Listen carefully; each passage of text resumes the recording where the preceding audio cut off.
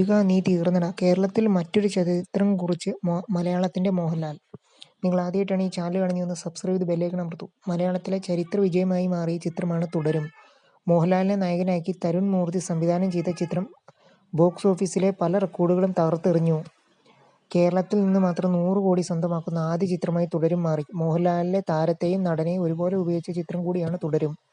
ഇപ്പോഴിതാ കേരള ബോക്സ് ഓഫീസിൽ മറ്റൊരു നാഴികക്കല്ല് കൂടി പിന്നിട്ടിരിക്കുകയാണ്. തുടരും കേരളത്തിൽ ഏറ്റവും അധികം ഷോസ് കളിച്ച ചിത്രമെന്ന നേട്ടമാണ് തുടരും സ്വന്തമാക്കിയത്. 45,000 ഷോകളാണ് ചിത്രം നടത്തിയത്. മോഹൻലാലിന്റെ തന്നെ പുലിമുരുകനെ തകർത്താണ് തുടരും ഒന്നാം സ്ഥാനം നേടിയത്.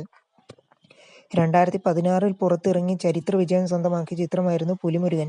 മലയാളത്തിലെ ആദ്യ 100 കോടി ചിത്രമെന്ന നേട്ടം സ്വന്തമാക്കിയ പുലിമുരുകൻ 41,000 ഷോകളാണ് നടത്തിയത്.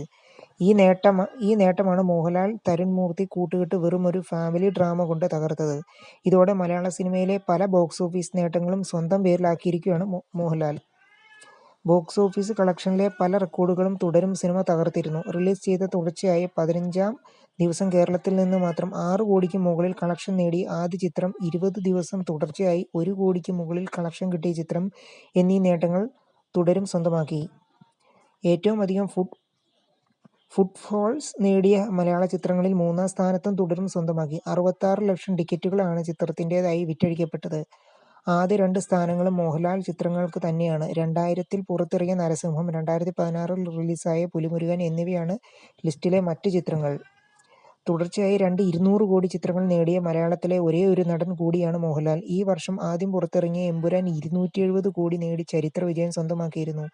ഈ വർഷം മലയാളത്തിലെ ഏറ്റവും വലിയ വിജയങ്ങളിൽ 2ഉം തൻ്റെ പേരിലാക്കി മോഹൻലാൽ തൻ്റെ സിംഹാസനം വീണ്ടെടുത്തിരിക്കുകയാണ്. നിങ്ങൾ ആദ്യമായിട്ടാണ് ഈ ചാനൽ കാണുന്നത്, ഒന്ന് സബ്സ്ക്രൈബ് ചെയ്ത് ബെല്ലൈക്കൺ അമർത്തുക.